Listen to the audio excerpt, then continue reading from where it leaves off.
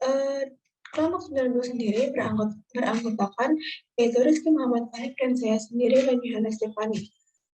Oke, langsung saja pada pembahasan subbab pertama yaitu Python. Apa Python? Python adalah bahasa pemrograman dibuat oleh Guido van Rossum, populer sebagai bahasa scripting pemrograman web. Tanda pengertian dari Wikipedia, Python adalah bahasa pemrograman interpretasi serbaguna dengan filosofi desain itu berfokus pada keterbacaan kode. Python bisa digunakan untuk berbagai tujuan, dapat berupa pengembangan perangkat lunak berjalan di beberapa platform sistem pembedahan. Python adalah salah satu contoh bahasa tingkat tinggi. Contoh lain bahasa tingkat tinggi adalah Pascal, C++, Perl, Java, dan lain-lain. Selanjutnya yaitu algoritma. Algoritma sendiri yaitu instruksi yang ditujukan ke komputer agar dirinya bisa menyelesaikan tugas yang diberikan. Agar tugas tersebut bisa diselesaikan tanpa kesalahan, instruksinya pun ditulis secara spesifik, mulai dari istilah yang dipakai sampai dengan langkah-langkahnya. Pada dasarnya, fungsi utama dari algoritma adalah untuk memecahkan suatu masalah. Yang ketiga yaitu flowchart. Flowchart atau tak jarang diklaim sebagai diagram alir adalah suatu jenis diagram yang mempresentasikan prosedur pemecahan atau langkah-langkah instruksi yang berurutan pada sistem. Pada dasarnya, flowchart digambarkan menggunakan simbol-simbol, setiap simbol mewakili suatu proses tertentu. Sedangkan untuk menghubungkan satu proses ke proses selanjutnya digambarkan menggunakan garis penghubung. Dengan adanya flowchart, setiap urutan proses bisa digunakan sebagai digambarkan sebagai lebih jelas. Selain itu, saat terdapat penambahan proses baru bisa dilakukan dengan menggunakan flowchart. Selanjutnya yaitu skrip pengulangan dan pengandaian. Skrip pengulangan sendiri yaitu konstruksi perulangan digunakan untuk mengulang perintah, tentu sesuai dengan kondisi tertentu. Perubahan dapat merubah urutan eksekusi kode atau menentukan jika sebuah statement tertentu akan dijalankan atau tidak. Terus di sini ada pengandaian. Percabangan if digunakan saat terdapat satu pilihan keputusan. Percabangan if atau else digunakan saat terdapat dua pilihan keputusan, dan percabangan if else digunakan apabila terdapat lebih dari dua pilihan keputusan. Oke, di sini contoh ya, contoh dari skrip pengulangan. Nah, yang di sebelah kiri ini memiliki fungsi sebagai berikut, digunakan untuk menampilkan data perulangan pada variabel yang terdapat di dalam list daftar member Mikroma yang bersifat kategori, nama, produk, dan harga kode. Nah, selanjutnya yang di bawahnya itu digunakan untuk menampilkan data yang nilainya dipanggil fungsi dictionary. Yang tengah ini yaitu digunakan untuk memanggil data list daftar member Mikroma yang nantinya digunakan untuk menampilkan spesifikasi produk. Selanjutnya yaitu skrip pengandaian. Nah, yang di sebelah kiri ini memiliki fungsi digunakan untuk memasukkan kode mebel dan memunculkan spesifikasinya. Selanjutnya digunakan untuk menampilkan menu utama yang nantinya dapat dipilih sesuai kebutuhan pengguna. Lanjut ke tipe data pada program. Nah, tipe data adalah media atau memori pada komputer untuk menampung berbagai informasi sesuai jenisnya. Tipe data yang terdapat pada program kelompok 90 yaitu yang pertama tipe data string. Tipe data string sering disebut juga dengan tipe data teks. Tipe data ini digunakan untuk menyimpan sebuah teks. Pada tipe data string ini memiliki tanda sama dengan. Contohnya pada form pendataan di sini kan user diperkenankan untuk mengisi nama dan NIM. Nah, di sini kan kita menuliskan teksnya. Ini merupakan salah satu contoh dari tipe data string. Operator sendiri merupakan pengolah variabel atau nilai. Terdapat beberapa operator untuk pemrosesan pada Python, dan setiap operator memiliki beberapa fungsi masing-masing. Operator yang terdapat di kelompok kami yaitu yang pertama operator perbandingan, yaitu operator yang digunakan untuk membandingkan dua buah nilai dengan tanda 2 sama dengan. Nah, pada pilih satu nanti akan menghasilkan menu yang dipilih. Di sini kan lihat daftar produk, jadi akan menampilkan data dari pilihan menu yang dipilih tadi.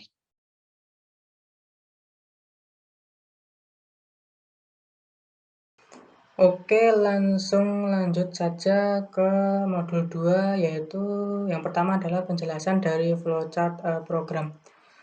Program kami sendiri diawali dengan login dengan username dan password. Apabila yang diinputkan sesuai, maka akan menuju ke tampilan menu utama. Tampilan menu utama terdiri dari menu data dengan submenunya yaitu tabel produk dan tabel penjualan. Kemudian ada menu kalkulator yang berisikan input waktu pembelian, produk yang dijual, harga jumlah barang, dan ongkir. Kemudian ada pilihan count, yaitu digunakan untuk menghitung transaksi. Kemudian ada juga pilihan delete untuk mengatur lagi inputan menjadi mengatur awal inputan, sehingga inputan yang tadi ada nilainya menjadi kosong. Kemudian ada menu grafik.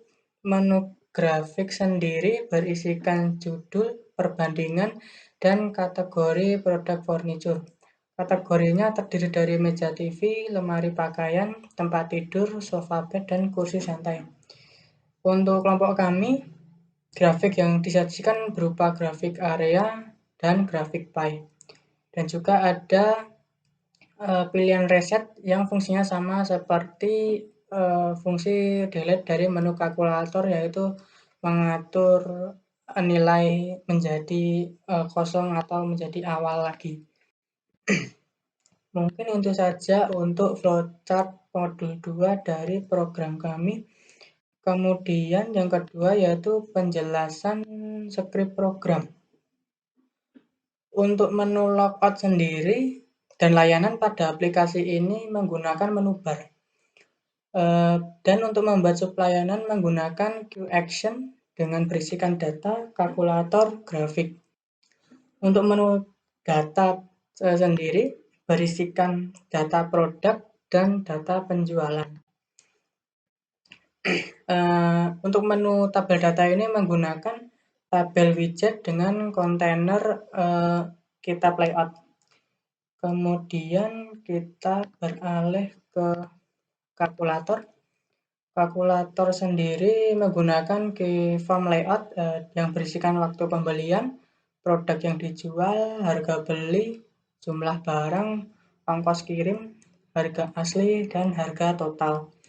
Untuk tombol count sendiri untuk menghitung transaksi dari inputan yang ada di atas ini. Untuk tombol delete sendiri untuk mengatur ulang nilai yang diinputkan.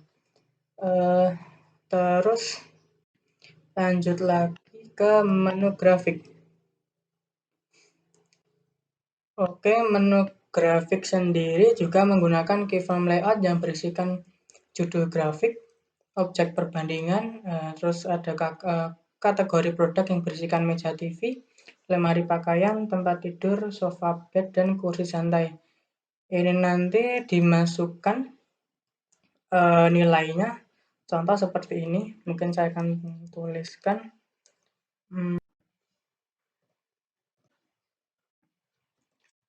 Jika kita mengklik tampilan grafik area, maka visualisasi data yang ditampilkan berupa grafik area seperti tertera di layar, seperti ini. Jika kita memilih tampilkan grafik pie, maka visualisasi datanya akan berupa seperti ini. Untuk tombol reset sendiri sama seperti tombol kalkulator yang berfungsi untuk mengatur ulang nilai awalnya atau menghapus. Oke, selanjutnya yang terakhir yaitu penjelasan fungsi dan manfaat program untuk perusahaan. Fungsi dan manfaat program ini untuk perusahaan adalah memudahkan dalam mengecek ketersediaan produk yang ada di menu data tadi, terus dapat menghitung transaksi pembelian yang mana itu fungsi dari menu kalkulator, dan menyajikan visualisasi data produk secara menarik yang merupakan fungsi dari menu grafik. Mungkin itu saja modul 2 dari kelompok kami. Terima kasih.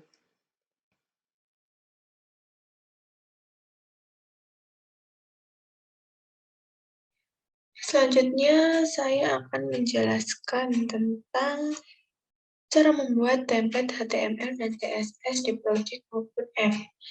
Nah, cara membuat HTML sendiri yaitu kita harus membuat folder template-nya dulu, yaitu dengan klik kanan, new folder ini. Kalau ingin membuat folder, saya ingin membuat file seperti ini.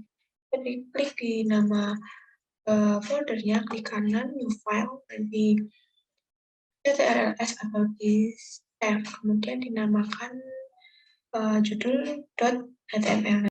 Nah, selanjutnya yaitu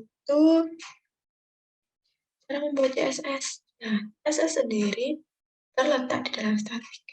Nah, statik ini berisikan tentang gambar yang akan kita masukkan ke web yang kita buat dan CSS. Nah, untuk CSS sendiri itu format nama filenya, nama file.css. Nah, ini seperti HTML. Nah, CSS di sini digunakan untuk merapikan, memperindah, mempercantik web yang nantinya kita buat seperti itu. Penjelasan script HTML dan CSS beserta fungsinya. Oke, di sini saya mulai dari homepage-nya dulu atau halaman utama. Nah, load static di sini berfungsi untuk untuk menampilkan gambar pada file statik. Kemudian yang di sini titel di kolom ini digunakan untuk membuat judul pada di atas webnya. Nah, untuk real icon dan statik ini real file sheet type text CSS. Nah, ini digunakan untuk memasukkan CSS-nya untuk merapikan pada menu home. Nah, pada div class menu di sini untuk menambahkan menu ada di modul 3 ada 3 menu ya, ada home, information, dan contact us. Nah, kemudian di page 2 ini digunakan untuk menambahkan about us. Nah, di sini kan dibuat style colored atau about us. Nah, nanti about us-nya ini tulisannya akan berwarna merah. Kemudian untuk H1, H3 ini digunakan untuk menentukan ukurannya dari font ini. Nah, selanjutnya di class foot ini digunakan untuk menambahkan footer yang di bawah tadi dan ada copyright-nya. Nah, untuk CSS dari home sendiri yaitu ada di paling atas ini digunakan untuk mengatur pada halaman utama dan mengatur font, kemudian yang body ini digunakan untuk mengatur warna background dan ketinggian background seperti itu contohnya. Kemudian lanjut ke bagian information. Di sini ada add 3. Dari sini digunakan untuk mengatur ukuran font sebesar heading. Nah, pada bagian add 1 ini digunakan untuk mengatur tampilan dari judul lowongan pekerjaan. Kalau digunakan untuk mengatur warna, transition digunakan untuk mengatur transisi, margin tab digunakan untuk mengatur margin bagian teks, text like digunakan untuk mengatur posisi teks, font size digunakan untuk mengatur ukuran teks. Salah satunya seperti itu. Kemudian kita untuk mempersingkat waktu, lanjut ke spesifikasi. Nah, spesifikasi di sini berisi tentang gambar dan juga penjelasan atau deskripsinya. Di sini ada gambar contohnya dari meja TV, di sini deskripsi produk, bahan, warna, ukuran, berat, dan ongkir. Pada di bagian CSS-nya terdapat di isi P3. Isi P ini digunakan untuk mengatur tampilan teks yang terdapat di halaman spesifikasi seperti itu. Jadi nanti Tata letaknya itu cara mengaturnya dengan CSS. Selanjutnya masuk ke kontak as. Ada kontak as 1. Ini digunakan untuk mengatur tampilan judul dan kontak as font family digunakan untuk mengatur style font. Nah, seperti ini ya contohnya.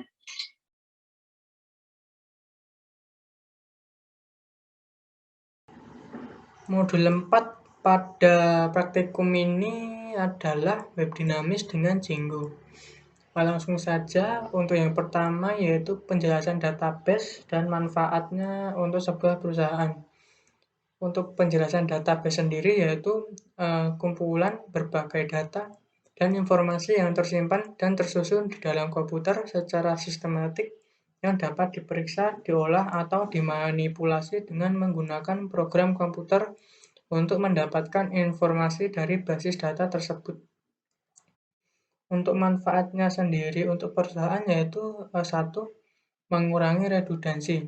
Redundansi sendiri adalah data yang sama pada beberapa aplikasi cukup disimpan satu kali saja. Yang kedua, data tersimpan secara akurat. Yang ketiga, pengelompokan data terorganisasi dengan baik. Yang keempat, penggunaan data dapat diakses oleh beberapa user atau karyawan pada saat yang bersamaan. Yang kelima, proses penyimpanan, pembaruan, penghapusan dilakukan dengan mudah. Dan yang keenam atau yang terakhir, menjamin keamanan data dan informasi perusahaan.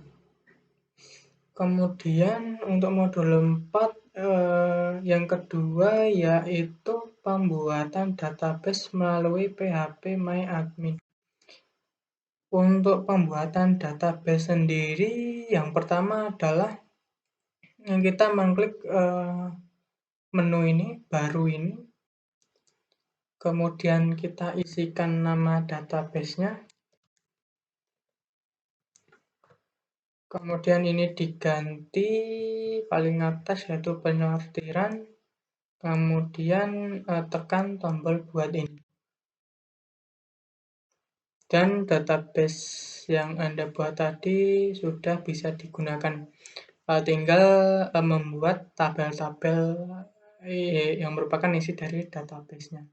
Untuk presentasi modul 4 yang terakhir adalah penjelasan pemrosesan dalam Truth dan implementasinya untuk sebuah sistem informasi.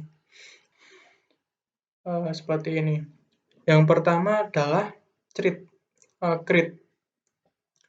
CRID sendiri merupakan membuat data atau menginput data. Bisa saya contohkan seperti ini.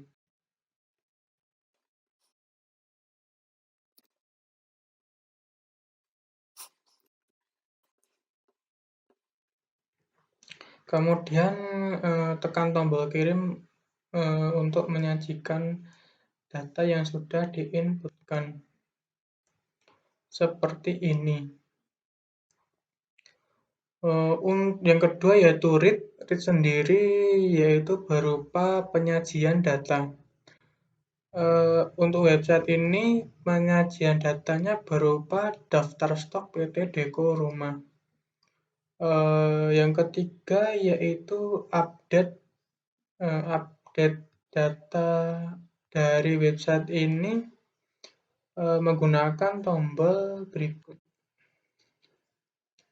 Update data sendiri adalah berfungsi untuk memodifikasi data yang tadi sudah disajikan. Ini saya akan mengganti warnanya menjadi merah. Kemudian klik tombol kirim. Oke, yang terakhir yaitu delete. Delete sendiri merupakan penghapusan data. Pada website ini penghapusan data menggunakan tombol X.